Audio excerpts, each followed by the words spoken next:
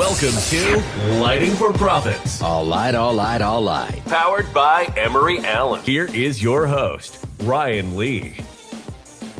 All light. Welcome to the number one landscape lighting show in Camden. Is it Camden? I think it's Camden, Maine. Yes, that's right.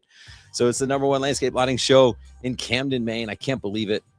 You know, you can see the harbor from Camden. I mean, it is the harbor.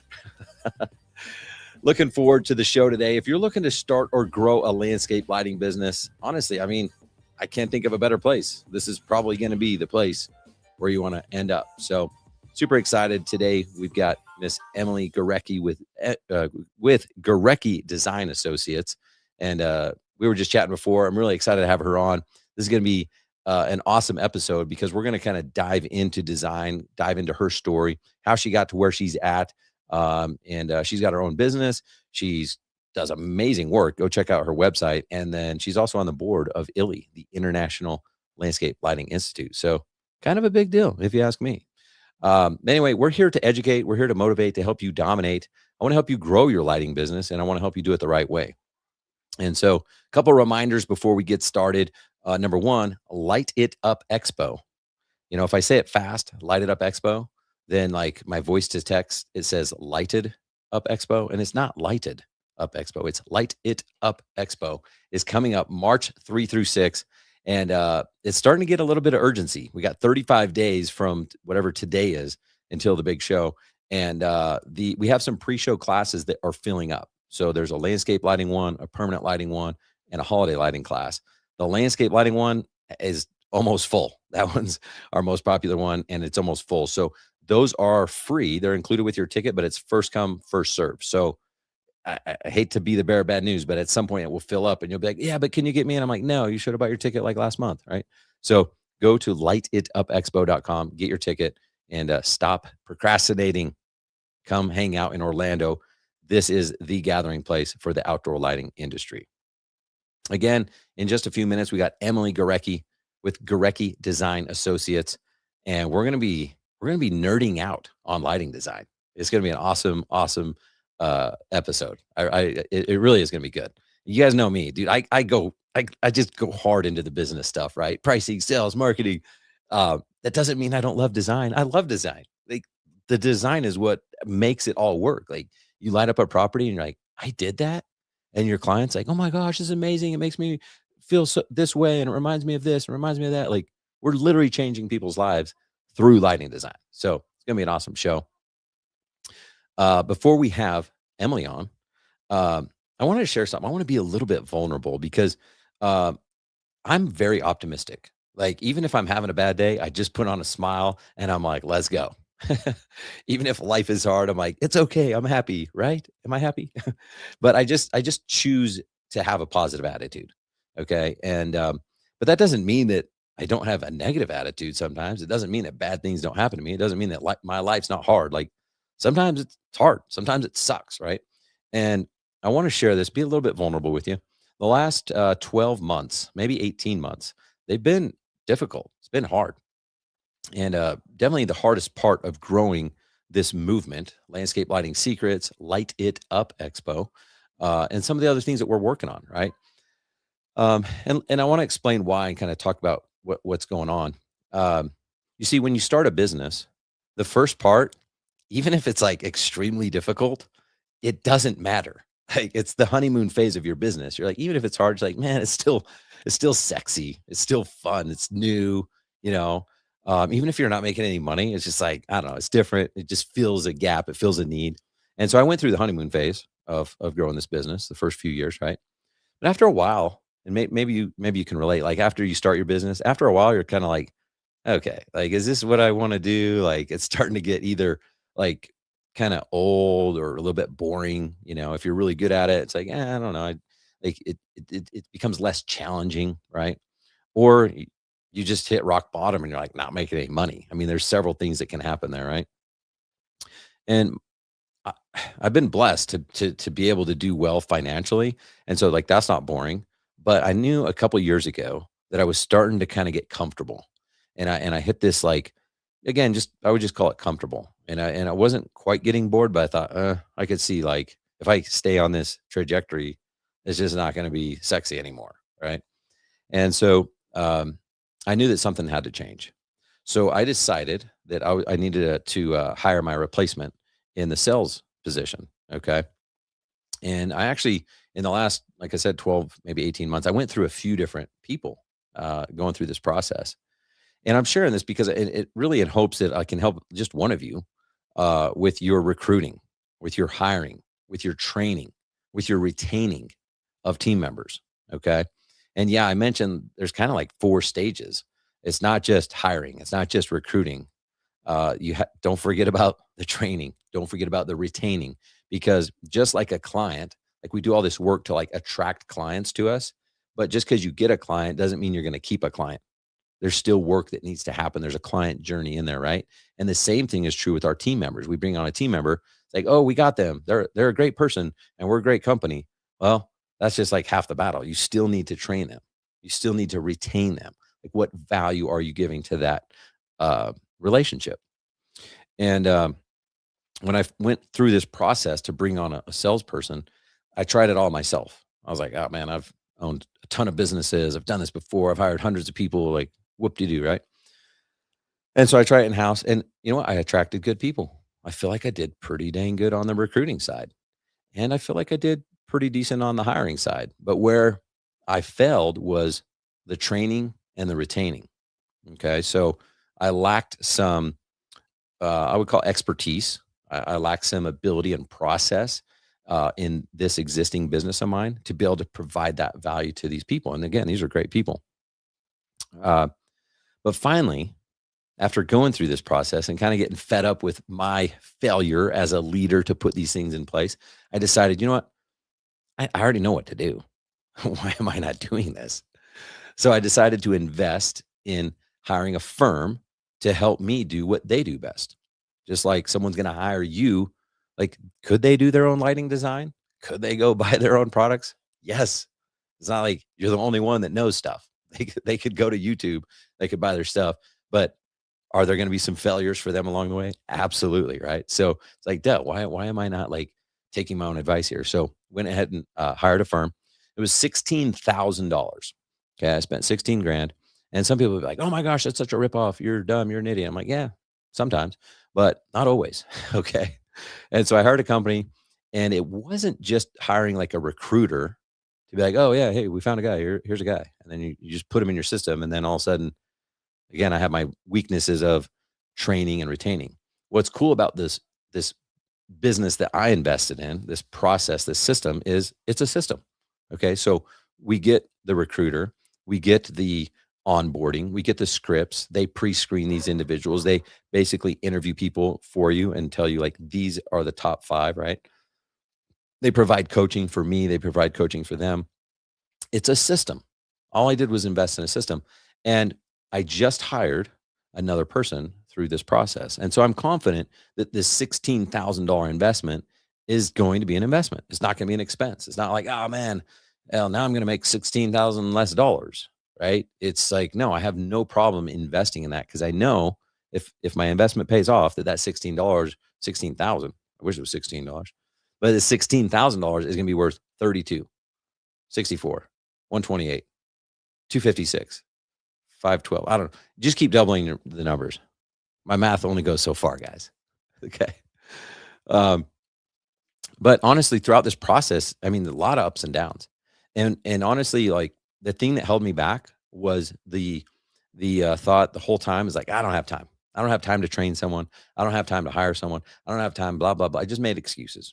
And we all do that. We all make excuses, because it's way easier to make an excuse than to actually take action and get uncomfortable and do something that you already probably know you should be doing in your business. You just haven't, because it's easier not to, right?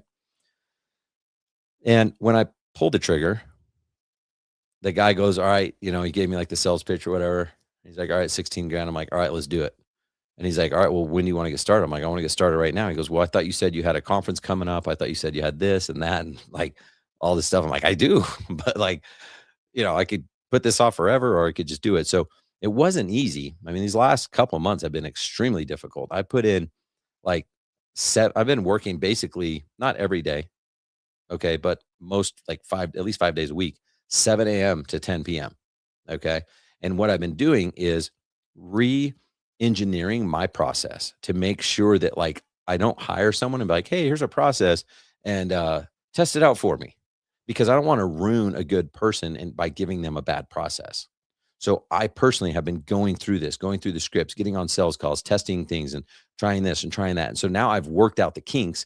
And so I'm delivering a workable, proven process instead of one that I think will work, delivering that to someone, right? Because I've done it my way. And a lot of this was because my coach is like, no, you can't just hand them a broken system that you think might work. You're gonna ruin a good individual. I'm like, yeah, good point.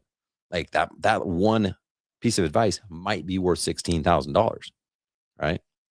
And so it's been crazy, but I'm excited because, like I said, I didn't want to hire a great person and then have them test out my process. I think might work, but now I've proven it. I know it works. Like I've been doing it, and like it works. So we'll be introducing you to here in the next little bit. I don't know if maybe we'll have him on the podcast. I don't know. But Joel is the newest member of Landscape Lighting Secrets. So this is going to allow me to get back into my unique genius. It's going to allow me to do the things that I'm more valuable at than just like onboarding people into our program. You know what I mean? And so I share that with you because if you're exhausted, you're frustrated, you're bored in your business, it's probably not because you're doing too much. I mean, maybe a little of that, right? But it's because you're doing the wrong things for too long. You want to be like the hero. It's like, well, stop being the hero. Replace yourself. And hiring isn't about finding the right person. I feel like a lot of times we find the right person, and if you pulled the trigger on someone, you thought they were the right person, but something else broke after that. It was the training, or it was the retaining, or the hiring, the onboarding. Like there's all these different things. So it's not about finding the right person. It's really more about becoming the kind of business that the right person can succeed in. Okay. So until you build that, every hire that you make is going to feel like a gamble instead of an investment in your own growth. So hopefully that helps someone. Like I said, it hasn't been easy, and who knows, maybe Joel calls me tonight and he's like, hey, I quit. You suck. I hope not. But I don't think that's the case because we've got a really awesome process, right? So I'll keep you guys updated as it goes through, but just want to be a little bit vulnerable, share that with you. Like, if you want, like, how bad do you really want what you say you want? Are you willing to go through some adversity? Are you willing to go through some pain? Because it's always easier to just sit on the couch. You know what I mean? But if you say you want this thing, this bigger business, this greater impact, whatever it is, like, what are you willing to do? And what are you willing to give up? Are you willing to give up sitting on the couch? Are you willing to actually go through some pain? Because growth is always on the other side of pain. And it's going to hurt. And it's crazy because then in your mind, you're like, why am I doing this? It was easier. I should stop. Right. So your conscious mind is telling you to stop. You have to really practice and condition these muscles so that you recognize that pain is like, oh, that means keep going. That means I'm growing. That means something good is about to happen. So hopefully that helps someone. Let's see. Where's my, oh, there it is. So listen, hey, if you like callbacks, angry clients, and project do-overs, well, then by all means, skip Emery Allen. But if you want your installs to look like $1 million, well, you know what to do. Emery Allen makes premium LED lamps for lighting professionals who demand the best. Don't settle for less. Upgrade your designs and installations with Emery Allen. Reach out to Tom G at emeryallen.com. Get hooked up with the discounted contractor pricing. All you need to do is mention that you heard about him here on Lighting for Profits, and he will hook you up. Just email Tom G at emeryallen.com. Again, that's Tom G at emeryallen.com. Thank you, Emery Allen. And go email him now and get hooked up. All right, guys. I don't know about you, but I've been hearing myself talk all day in my head. So I think it's time to get Emily on the show. Let's get the music going. All right. Well, not with that one. Where is it? Oh, yeah. See, I told you, Emily, whatever you say can and will be used against you. Here we go.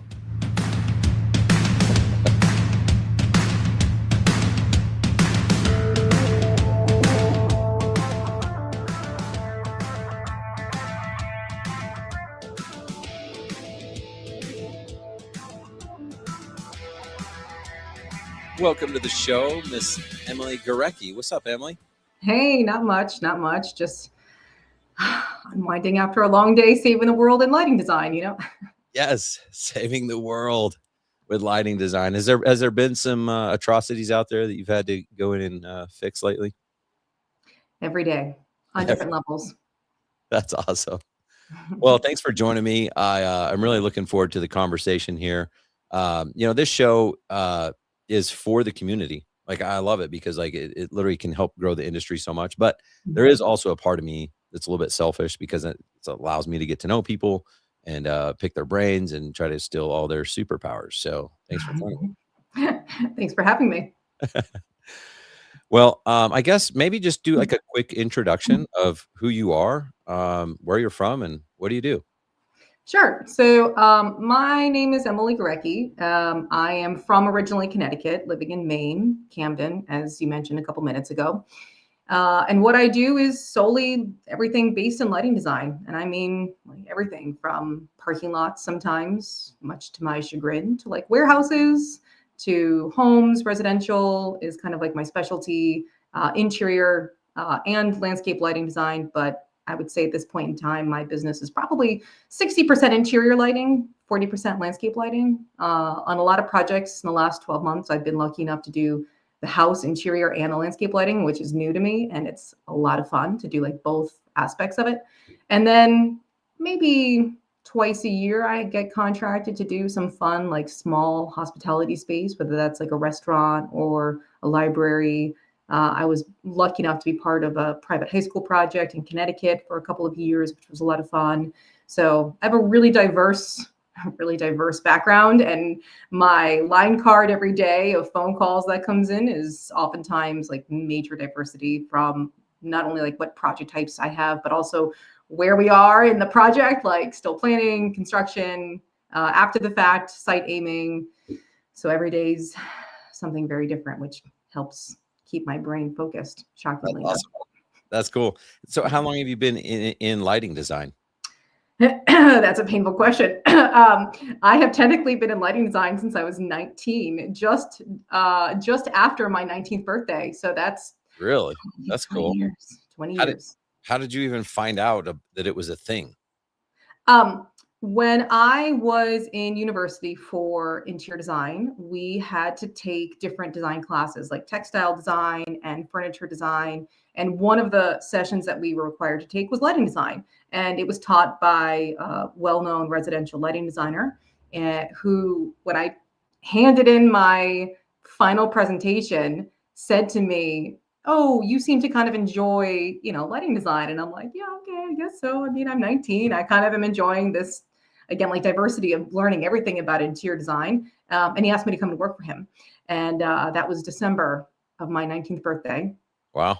And That's cool. so I started working with him part-time, cutting my teeth on like 50 to 60,000 square foot houses, like really fun stuff.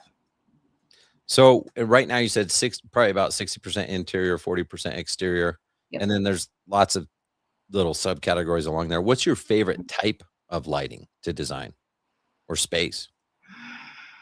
It would still be, I would say, the high level residential lighting design, and I'll say the interior and the landscape together, but mostly the interior lighting at this point is really where I tend to soar, because you get clients that sometimes want to spread their wings with creativity and like lean into like the interior architecture of their spaces and kind of do something that's like fun and avant-garde, and I'm there for it. So it's definitely the way that I have the most fun. So how often does that happen where you have a client that's just like, you know what, we don't know what we want? Because most people don't understand lighting design. They know it's good when they've seen it, maybe at a particular space, a restaurant, a hotel, or something like that, or maybe someone's house. But do they say like, all right, like just do it, or like, and then you come up with the budget for them? Like, how does that work? It depends on the project. It really depends on the project. Sometimes the architect or the interior design team, usually the architect at most phases, has some level of like design intent that they are sharing with me. And then I'm able to say, hey, instead of this, what if we did something like this? And that's where like the best collaboration happens, is an architect that goes in and says, hey, we have this client, they're doing something totally different. We want to kind of like push the envelope. Here are some sample images of things that I want to try to produce. What do you think? And then I take it and I say, what if we did this instead? And they usually, hopefully they'll like hop on board with that. And then we like run with it into the sunset together, like happily. It's really that collaboration that works the best. That's cool. Yeah. So, and when did you start your own business? 13 and a half years ago, 13 years ago. Okay. 13 and a half years ago. I always remember because my dog is 13 years old and I got him like 6 months into my business. So I sometimes look back at like puppy photos to remember what year it was. But it's just under 14 years. Nice. Congrats. I mean, most businesses don't make it past year 5. So, you know, you're doing something right. Mm-hmm. Or I just keep telling myself that and letting the years tick by. Well, no, that's awesome. And I've checked out your website, and it's awesome. Like it's just really, really good. So when did you know that you had something special, that you could do your own business and actually make it 13 years? 14 years. I don't know if I ever really did. I think that my distaste for like corporate America kind of outweighed my want of struggling as a business owner and muddling through. So that kind of keeps me rumbling for a lot of it. And then probably like year 7, it was like, oh, this is second nature now. Like at this point in time, it's pretty second nature to me to be on my own and in my own business and, jumping from project to project and diversifying myself. If you go back to those early years, what was the hardest part getting started? I mean, I feel like now you've got, relationships with architects and you're probably getting referrals, which we can talk about, but like getting started, what did you do to build the business? I mean, I still do a lot of what I did back in the early days. Every year I go through and I create myself like a little baby portfolio. It's probably less. I mean, I haven't probably done this now in maybe 3 to 4 years because I haven't really had to, thankfully. But I'll go through and create like a baby portfolio and like look up 10 architects that I really want to work with. I do this now more on like the landscape side of things, trying to like bring more business into the landscape fold a little bit more here. But I just send them like, hey, here's my portfolio. I'd love to connect. I'd love to like reach out and collaborate with you guys. And early on, the biggest hurdle for me was I know that I didn't know everything. So, I try to stay humble. Even like today, I try to stay very humble about things. But as like a baby designer, you know that you don't know everything. And a lot of that came from the fact that I started after I worked with my mentor for many years. I went into corporate, like high-level corporate lighting design for a large international design firm. And you have the ranks. You have like a tech, you have a junior designer, you have a designer, you have a senior designer, and then if you're lucky, you have an associate over top of that. And all those different layers you learn from, but you also realize like, oh, I have like 10 people ahead of me that I have to try to become at some point. Like that's the end goal, is to become the associate. And so when you go off on your own, and at the time I was like a junior designer and I was like ripped off on my own out of the corporate world of like corporate design, because it just wasn't my cup of tea, like large corporate design. But I knew from that how many layers of people there were ahead of me that I'm trying to now encompass as my own self, so it was humbling. And I just, I remember many nights like, I can't do this, like panic attack meltdowns internally. And then, you just do it. And I wasn't afraid to say to a lot of people, like, I'm mulling my way through some of this stuff. Like, I appreciate patience. Again, just like staying humble with the process and learning from as many people as I can. Those were definitely the early years. And now I'm at the point where I'm like, I got this. 7 years past my little, hump of feeling confident. Now things are smooth sailing for the most part. So you promoted, you started your own business so you could promote yourself to associate. You're like, no, I'm essentially going for this. Yeah, exactly. Yeah, essentially. I was like, bye, like jumped ship as a junior designer and off I went. But it was also very different. Like when I left my corporate job as a junior designer, I, was working in we were doing corporate America, like headquarters, like large headquarter corporations, like what we call like Starchitect collaborations, like with like Frank Gehry and Myelin Studios, like large architecture firms. So I kind of knew that like that wasn't the realm of design that I like to be in. I kind of like the residential side of things. So the pivot from where I was in the corporate world, like the corporate, even like the large headquarter world, even though I was just a junior there, translates easier on your own as a residential lighting designer, because you're not dealing with sometimes like large MEP firms right away as like a baby, residential lighting designer. I'm not coordinating with, all these other people coming in and having impact on my designs. So it was not as tricky. You just have to stay humble. Yeah, yeah, exactly. You mentioned this baby portfolio that you used to do more of. What Yeah. like what is that? What does that look like? How do you present that? How do you get that in front of people?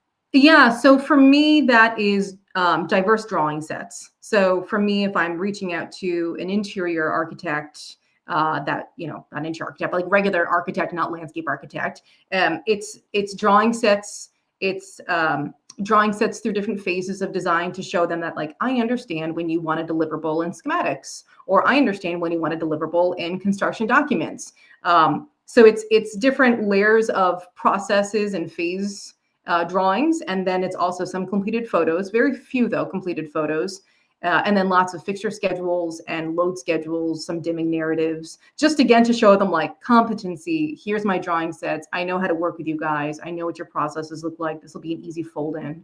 And then now with like landscape, it's much more visual with landscape lighting. But again, with landscape architects, it can be, hey, here are sample drawings that I've done. And with landscape, it can be as simple as like, a photo of a tree with some markup on it versus getting like a full drafted AutoCAD plan from someone. So I try to show a diversity of projects that I've worked on so that I don't like scare anybody away. But I'm showing that I can puddle hop into pretty much any project that someone hands me at this point.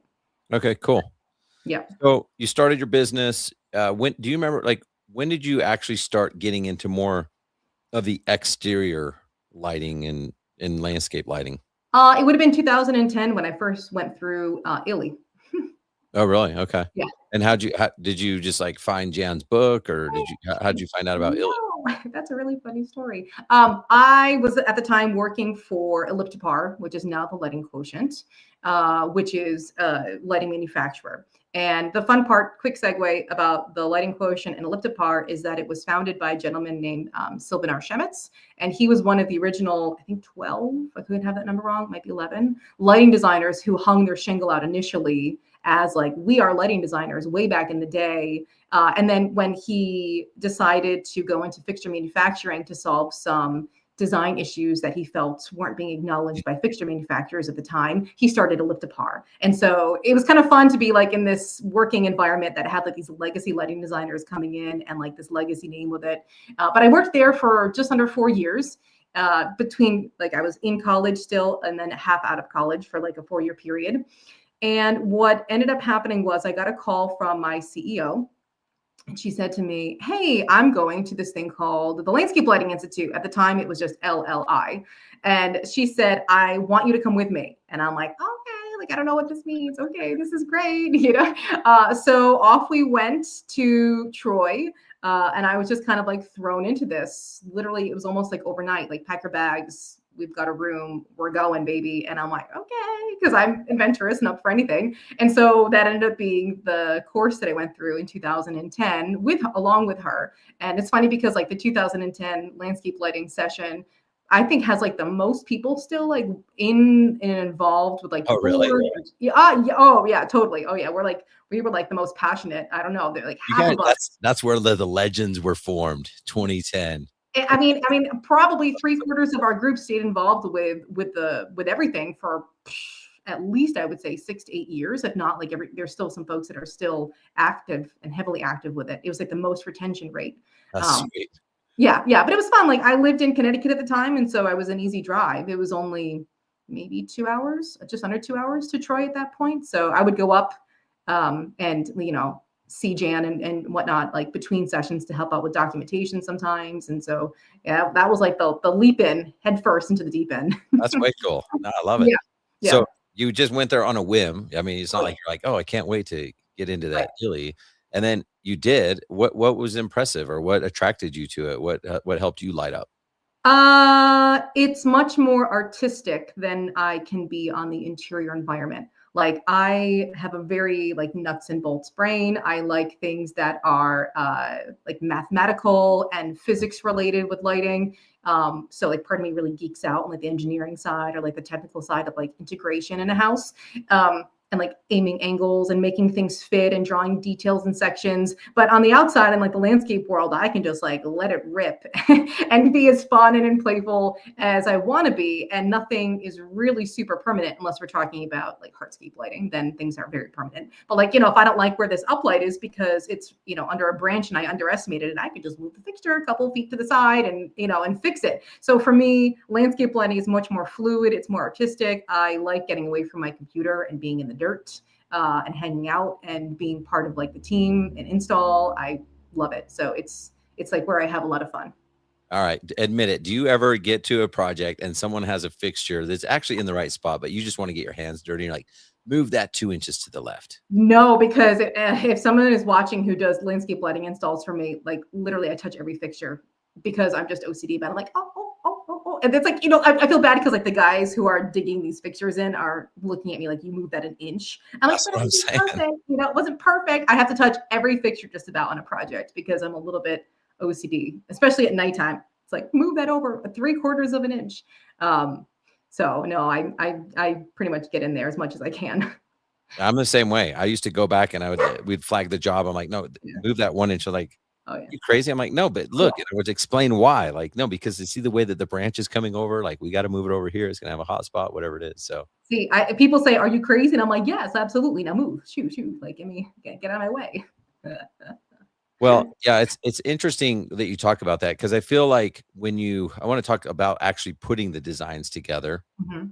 And I've never done interior lighting design, so correct me if I'm wrong, but you mentioned it's kind of like more mathematical and like the exact like footprint and beam spread and all this stuff. And so you're like, okay, this is going to be 2 feet from the wall and all this. It's like Mhm. it's perfect. It's controlled, like there's nothing going to change. Whereas like you can't say like always put up lights 12 inches from a tree because there's no law that says that. I mean, it just doesn't work, right? Yep. Um, what was my question with that? Oh, I don't know. I think that most people that are listening to this, sometimes they don't know, like, do I mark up a plan? Like, is that when the design happens, or does the design happen like out in the field? For me, it happens out in the field. So I do a really thorough layer of like infrastructure planning. And I always tell my clients that like we can plan zones, we can plan like, based on like transformers and stuff like that. I can kind of have an idea in my mind of like how many uplights I kind of am looking for around a tree based upon how big it is. But I am loosely placing fixtures on a plan, and then when they get there, I am physically putting them in place or flagging them if I have to once I'm there on site. But my plans are pretty loosey goosey until I get them in the ground and night one happens. So for me, like my documentation is pretty loose, and then I end up doing like a really rock solid like record documentation set that shows exactly where things are.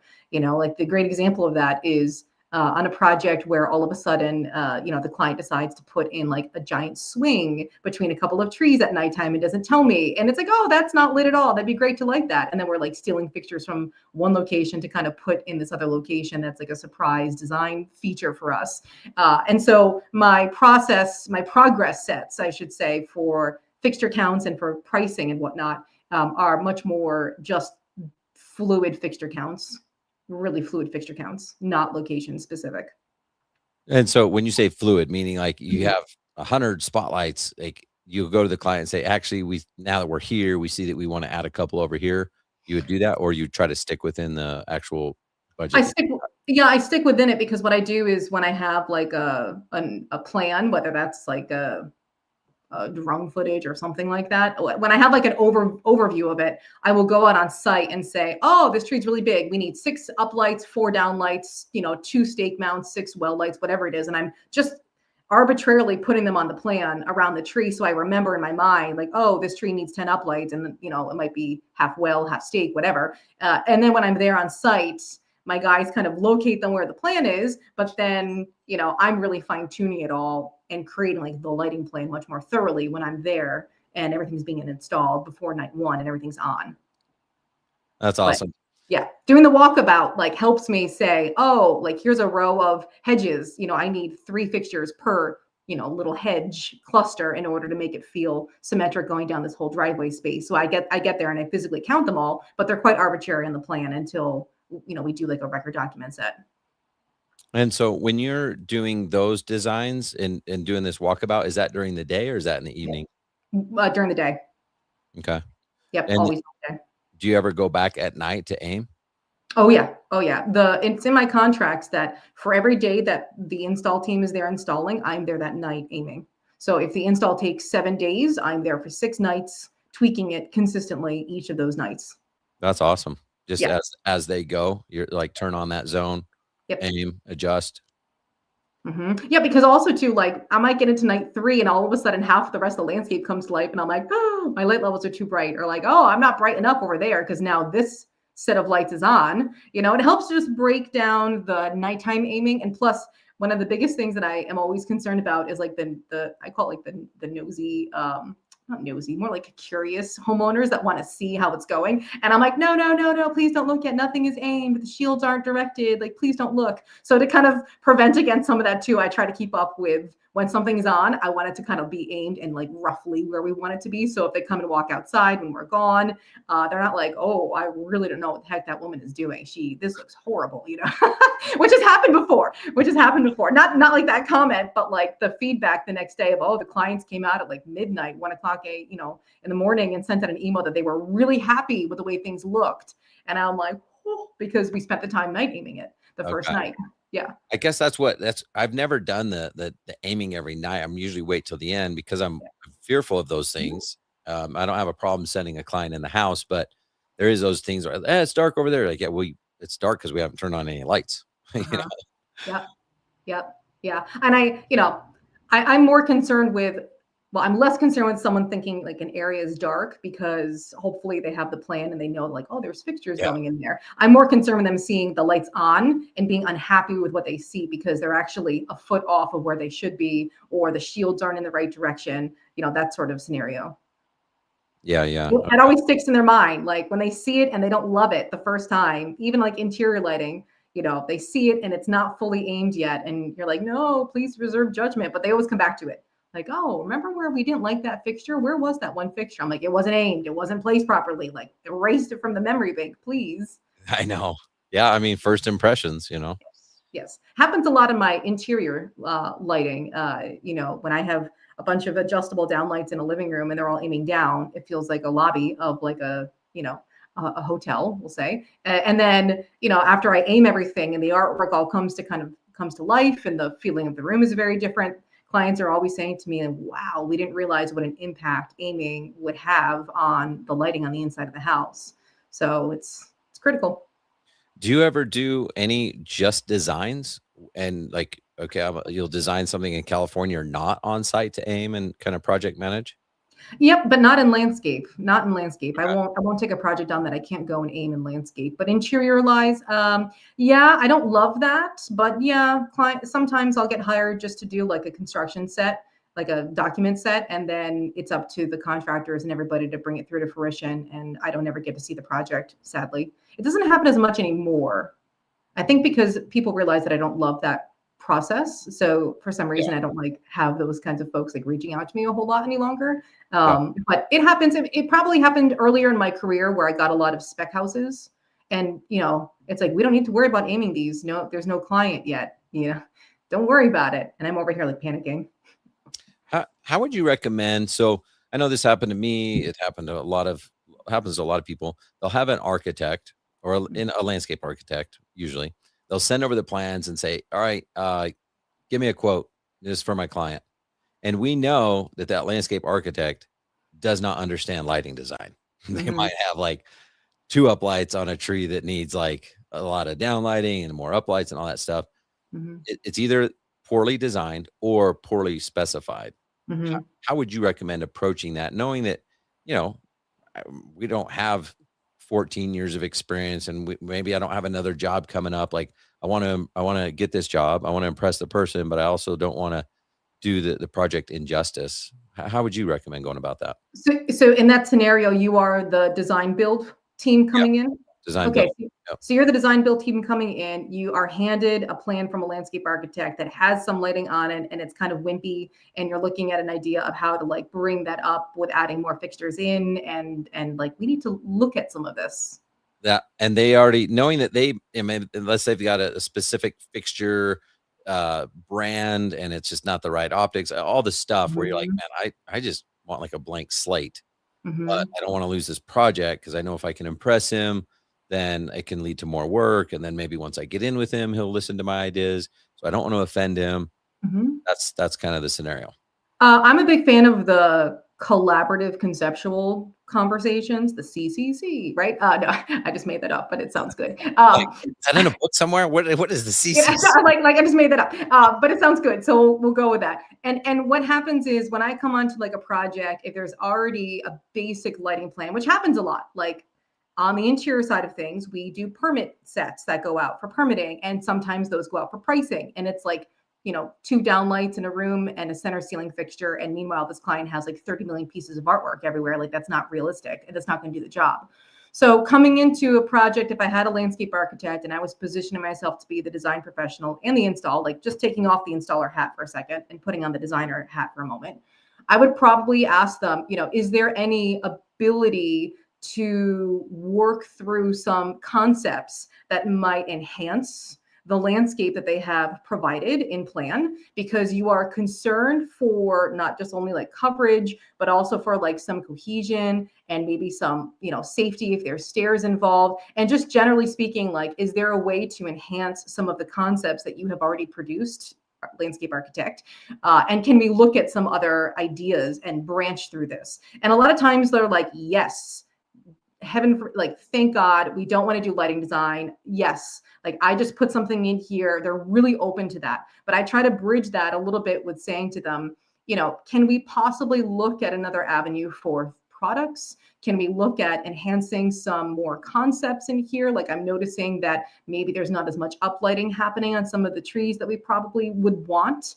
Are you open to that conversation at all, of like adding some fixtures in? Or I always love to say, are we married to the fixture schedule that's already here on this page? Because these are products that I wouldn't necessarily suggest for this application. And I'm wondering if you'd be open to further suggestions. And I'm happy to bring fixture samples along. I'm happy to look at some sample imagery, like maybe let's do a baby mock-up if we have to with something, if it's like a step light or a linear fixture in hardscape.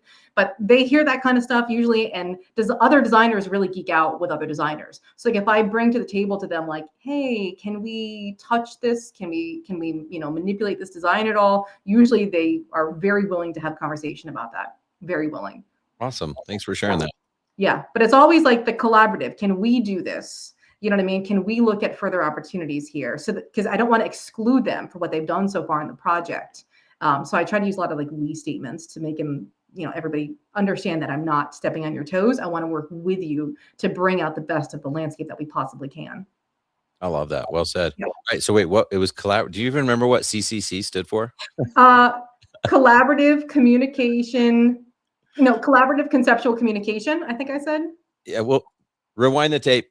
Rewind the tape. We're going to have to figure this out later. Conceptual collaborative communication, something along those lines. But it's true. You know, I preach about this in like a lot of lectures that I give where, you know, you wouldn't want to say to a client, we're going to put path lights on the stairs.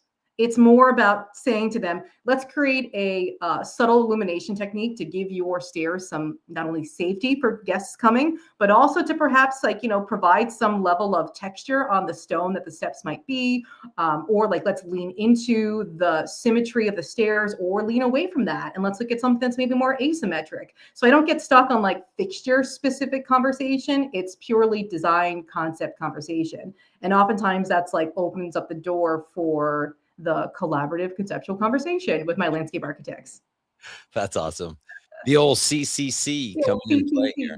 Well, that's one of the things that I loved about ILLI, or I love about ILLI, is like, because I think I'm a lot like the people listening to this, where it's just like more just blue collar, like let's just put some path lights on the stairs. You know what I mean?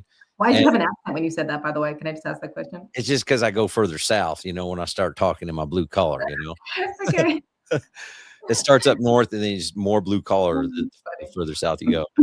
So I don't know, because I mean, I'm like, yeah, no, it worked for me. Like, why do I need to do this? But then it just like when I went to ILLI, my eyes were opened up to like, and again, my vocabulary is just basic vocabulary. Like I don't normally think in terms of that, but you start surrounding yourself with Mhm. people like yourself, and it's like, oh, wait, now all of a sudden I'm starting to use some of that terminology, and that Yep. can just elevate your brand. And I'm so much about growing your business. There's lots of different ways, but this design language can help elevate it. And that just the way you describe that, I'm gonna like go back and replay that because that is a different conversation, like you said, than going to a landscape architect and be like, can we put some different path lights on these steps?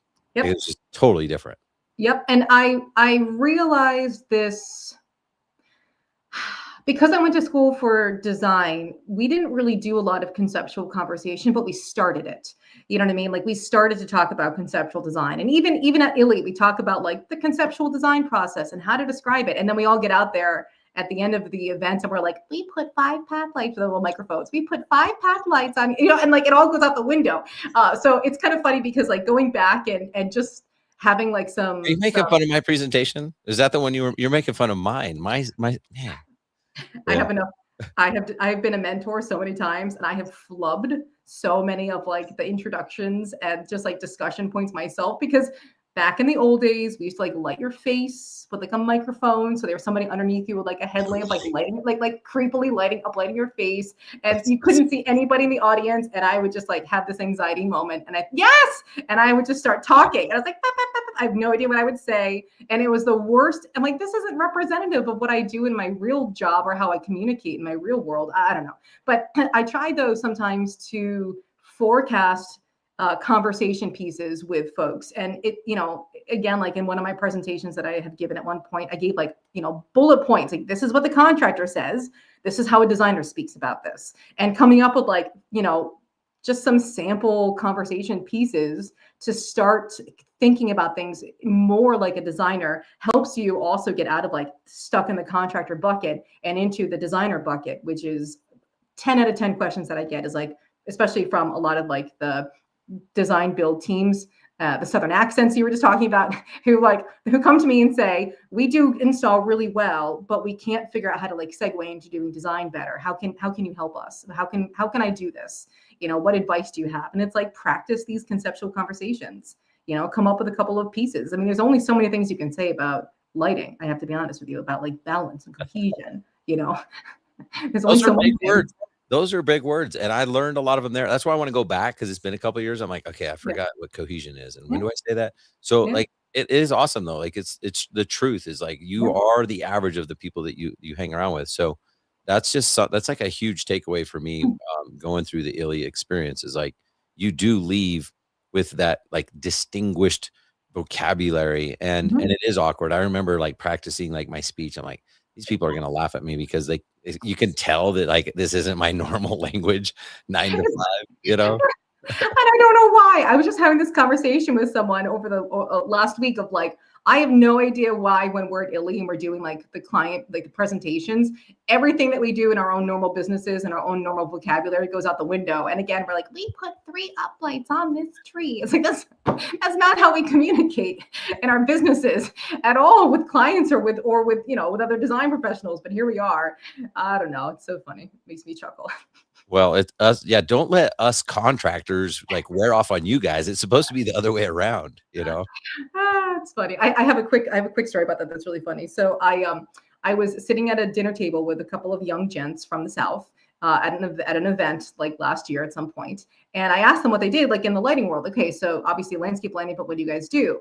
And they said to me, well, ma'am, and they're, in their little Southern accents, well, ma'am, we do permanent lighting. And I looked at them and I said, I don't know what that means because everything that I do, I thought was permanent. I don't know what permanent lighting means because I'm like so far removed sometimes from like what's happening in like the holiday lighting and what's called like the permanent lighting channels. The table laughed because I was just like, I don't really know what that means, guys. I hear you, but I don't know what that means. Like, I thought everything was permanent lighting except it's holiday, obviously. But were people taking up their landscape lights and taking them with them? Is this not permanent? What's going on? I was like, I don't know what this means. Permanent lighting. That's awesome. Yeah, that was a good one. Yeah. Yeah. Well, it's interesting because I think there's like in your world, like you have this journey, this Mhm. lighting design journey that's it came from corporate and it's like I remember the first time learning that someone could do lighting design but not install it. I was like, "What? How does that like I don't even know what that means." Because Mhm. a lot of us on the contractor side is like, well, you just go like knock a door and they say they want landscape lighting, and then you just like go install it, and then you call yourself a lighting designer because Mhm. sounds better than salesperson, but you're not really a lighting designer, you're just a lighting installer, right? And so Mhm. there's like these two worlds, I think, colliding, and I love it. I don't know if the lighting design loves it or not, but I think it's awesome because there's these contractors that are hungry for more, and they like they told you like, hey, we're good at like installing, but we want to elevate our designs because that's something that can totally differentiate yourself and Mhm. get you into bigger and better projects too. Yeah, I encourage it. I mean, there's not a lot of lighting designers in this country. There's not. I mean, when Mhm. I was in Connecticut, I think there were 4 of us, and now in Maine, I think there's 5 of us, maybe 4 or That's 5 crazy. of us. I mean, if you think of it, I have 2 interior designers in the building that I work in. I have 3 architects within a block of myself. So it's like the lighting design community. We are in desperate need of like younger generation coming in behind us to like take the junior designer positions and start to learn, from honestly folks that are like my age that are at the point in their career where they kind of want to start investing in being like a mentor or at least having somebody else underneath them to help, do some of the drafting and perhaps some of like the fixture scheduling and whatnot. I mean, it's necessary. So I encourage as many people as possible to get involved in the lighting community on the design side. There's also so many layers to it that not everybody has to float in the same layer of lighting design. There's so many minutiae to the lighting design world. There's a spot for everybody. So I encourage it. I think it's interesting because, like I said, at first it was like this foreign thing, and now I totally understand your business model. But if there's a design build, lighting contractor out there that wants to get their foot in the door with you or someone like you in their area, right? Mhm. Because you just want to design it, but then you need to partner with someone that actually is going to install it to your specification and everything. How do they do that? How do they reach someone like yourself in their area to form a partnership? I think it's gonna for me, that answer is probably gonna be it's the same as coordinating with any other designer that they want to try to get in touch with. Part of what's tricky is a lot of landscape lighting professionals that come from like traditional green channel market, like irrigation specialists that start doing lighting design and then want to move up through that. Um, or people who just enter landscape lighting as like the little silo of landscape lighting. There's not a lot of education and resources on how to collaborate with the traditional, I call it traditional, like design field. So, Yeah. like, in order for me to have collaborative efforts with an installer, I need somebody who understands the design process holistically. And I don't mean like pulling out a piece of paper, I mean like phases of design. I mean, like where the roles are, where our boundaries are, how to communicate with people, how to reach out to other teams. On some of the lighting projects that I'm on, we might have an MEP firm because there's such insane heavy buried electrical components to a multi-property, like Mm. multi-structure property that there's an MEP firm involved. So like having a build team that knows the questions to ask, when to ask it, when to ask for information, and how to fold into the design process is critical, which is much harder to find. It's much harder to find. Which is I think probably why a lot of designers sometimes end up hiring someone to partner with and like taking them under their umbrella because there's not really a school that teaches that process unless you go and do a completely like sidebarred design curriculum somewhere that shows you process. And I don't, like going to go to Parsons for some kind of lighting design, commercial lighting design or Berkeley. But like aside from that, I don't really know of much that exists to introduce the folks that are in the silo of landscape lighting to how the process of design actually works. So do you have like one specific contractor that you work with, or do you have multiple when it comes to installation for Currently, I have one. So, yeah, and I will say that that's mostly my New England based projects. Outside of New England, I mean, I have to have others because I can't just like, plop people on a plane or like expect them to travel all over the place. Yeah. So we'll see. I have a couple of projects that are more hardscapey in Florida right now that are happening. That's going to be interesting because it's not really landscape, but it's all low voltage work. It's hardscape kind of low voltage stuff. So yeah. I mean, I like diversifying because especially like the install side, I'm pretty rigid in like my requirements. So I also know that like the marriage between the two has to be perfect. Yeah. Make sure they're willing to put up with you.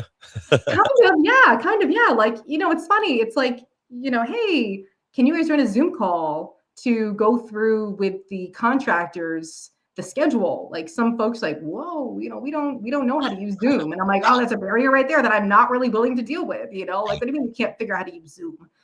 So I mean, it's 2026. Like, come on. Yeah, that's awesome.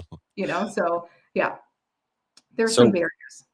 So when you approach a landscape lighting project, you get an opportunity to design or whatever. What are some of the kind of like the basic lighting principles that you, I guess, subscribe to that you feel like everyone should kind of start with when starting a landscape lighting project?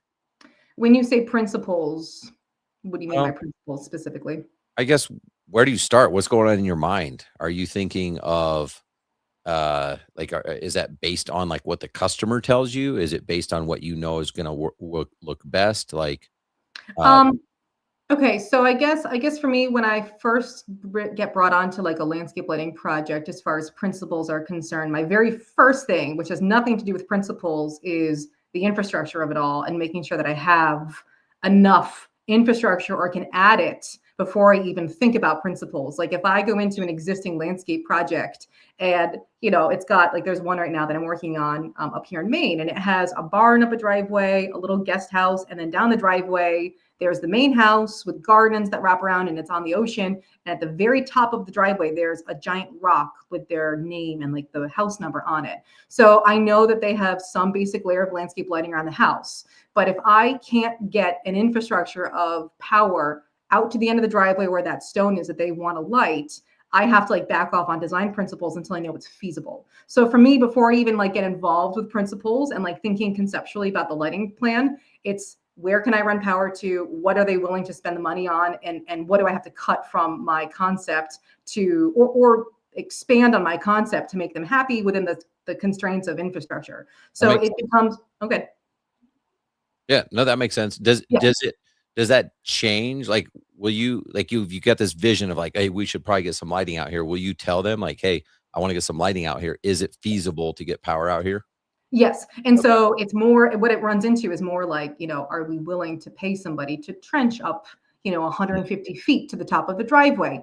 On a lot of the houses that I work on, they all have some level of home control system. Do you want to pay for a module to be added? Or is this going to be a smart switch? Do you really want to have the integrator come back out again and update the system and add new loads on? Or are we working within what's existing here right now? So it becomes like, I have to do a ground zero baseline infrastructure gathering session to even understand like what I can propose.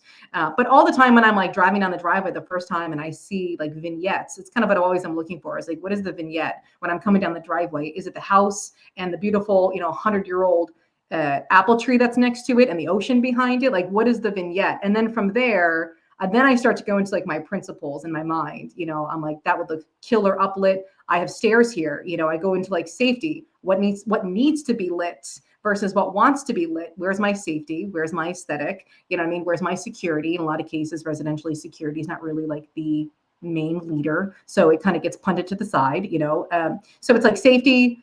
Where are their stairs? How can I light them? How would that look? What does the layer of lighting look like? I don't really get into like brightness balancing or focal pointing until I actually have fixtures that are there, because that can be done with fine tuning brightness levels and whatnot and moving fixtures around while I'm on site. But it becomes like, what's the vignette? And I think the way that, Jan and ILLI always has kind of preached it is like, what is the focal point? Like, where are your viewing angles from? But for me, it's always like, what's the vignette? Where am I going to get like the most bang for their buck on landscape lighting? Maybe it's just the 100-year-old apple tree, and then making sure that like their stairs are lit and trying to do some downlighting from that. So it's always, the principles are conceptually, what do I want to illuminate? What do I have to illuminate for like secure, for safety? And then you back into what is in my toolbox to make this happen. Like in lighting design 101, we're always taught like day one of lighting design in our classes. It's never, I have uplights from this manufacturer that I need to use because I like them. It's what exactly conceptually am I trying to do? Am I trying to get like soft uplighting layers? Am I trying to get well lights? Do I need to use stake mounts? It's like, what am I trying to do? Then what in my toolbox will get me there to achieve the effect that I'm looking for? So it's always the concept first and then the physical mechanics behind it after the fact of like fixture types and manufacturers and all that kind of stuff. I love that. I think the contractor mind is the opposite, more like, okay, I have these tools. Now what can I do? Instead of saying like, here's the conceptual design. Now which tools should I use to do? So I love that. And I love how you actually explained it. I think because that's how my mind thinks too. It's like, I'm just thinking of a vignette. I don't naturally think, okay, now where's the focal point? And then what brightness layers and like, what about balance and what about depth? Like I'm just not leading with those things. I think at some point they kind of reveal themselves as you reverse engineer the plan. But I think that's helpful for me at least, because I feel like, oh crap, I'm not a good lighting designer because I didn't lead with balance and I didn't lead with depth or the focal point or the light levels or whatever. So I think that's cool how you explained that. Yeah, and also too, I mean, focal points sometimes become apparent. Like if I go down someone's driveway and they have a statue, I'm like, okay, there's a focal point. You know what I mean? But if it's like a what I call like a normal home that doesn't have any outdoor artwork, let's say, it's much harder to sometimes to find the focal point.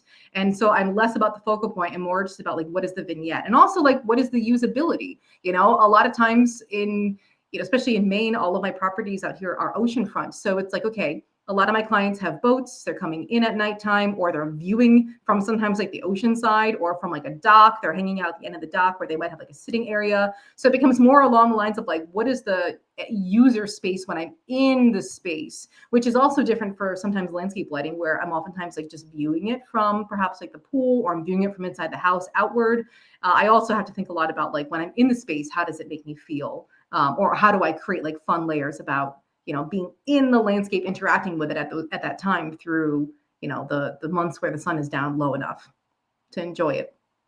I know that's what's tough, because like when you do the reveal project at ILLI, I mean, it's you've got some shielding on there that's like, okay, but if I walk through the space, of course I'll get glare at that point. So, I mean, how much of that goes through your mind as you're like, well, I mean, obviously from the back patio, that's like my primary viewing angle, but when you're out there, is it okay to have a little glare? You're just not going to like submit that photo for the contest, right? Yeah. And I mean, I bring those realities up with the clients, like, right now, the viewing, the greater perspective is from your office with your floor to ceiling window looking out. It is not when you're walking outside past the window at nighttime, because we will see into fixtures at that point, so it's being honest with them about like, hey, this is my main intent. And if we go outside those main intent parameters, you will see fixtures at some point. But I've also gotten like super bougie with like, custom painted interior shrouds and all this kind of stuff to make glare as minimal as possible. It's what happens when you're a lighting designer and you're like really into it. You're just like, hey, let's make this. Hey, can you guys do this instead?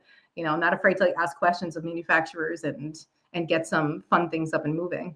And it's also, you mentioned before that like a lot of the contractor bubble tends to go from like the product first because it's what they know. That's also the hard part though, is like in the landscape lighting realm, I always encourage people to get really involved with other manufacturers that don't necessarily like you won't see at a traditional distributorship, because there's a lot of manufacturers that I see from interior lighting that also make like landscape lines or outdoor like wet location products that are really bloody awesome.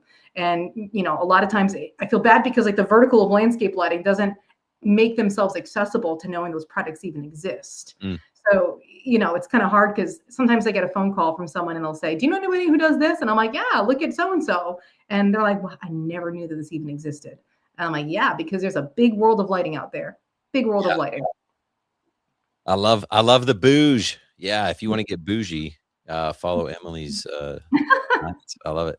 So, all right. Well, by the way, I've got about 50 million more questions. So, we're not going to keep going.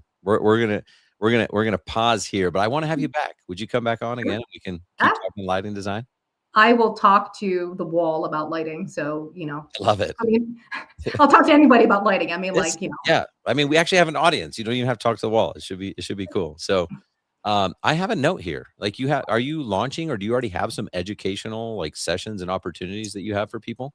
kind of. It's been rumbling in my mind, and I would be very open to this because it's something that I get questioned on a lot after I do a presentation somewhere. Is usually some of like the landscape lighting folks come to me and say, how do I learn more about like the process? Like that seems to be like the trigger word for a lot of folks, is like, how do I upgrade the process to do bigger designs, like better? And a lot of like their words are like better designs, bigger designs. How do I work with other design professionals, again, like landscape architects and folks like that, or regular architects doing landscaping? And so it's been something that's kind of been rumbling, is like, okay, am I going to go out on a limb here and do some kind of like educational session at some point to walk people through these processes a little bit more? So it's rumbling. It's in the background and it's rumbling, but I keep getting questions. After every ILLI, I probably have like 5 or 6 people that come up to me and say, where can I learn more about this? And I'm like, nowhere really right now. Sadly, it doesn't really exist. You should just ask me whatever question you have now, because my flight's leaving in 3 hours. Yeah, sadly. And it's like, oh, where can I learn how to do, this level of drawing? Or where can I learn how to do better conceptual conversations with clients? And it's like, oh God, that kind of education doesn't really exist. And it doesn't for like the residential world in general. Like a lot of residential lighting designers on the interior side start out in theatrical lighting, because the practices of theatrical lighting are very similar for like art lighting and backgrounds and focusing and whatnot. Like, again, I mentioned like Parsons, I think Berkeley, they all have lighting programs, but they tend to be focused, from what I understand, more in the commercial world, more in like commercial lighting design and less in like the residential realm. So it's really hard to learn residential lighting design unless you have a diverse background or you have a really good mentor kind of leading you through that. Yeah, very cool. This literally just happened today. I got a call. So I live literally 20 minutes away from BYU, Brigham Young University, and they just started in January a required class on landscape lighting. Oh, that's phenomenal. And I'm like, what? Like, this is insane. And so I'm going to talk to them and see how I can get involved and get the design community. I'm sure I'll be reaching out to you.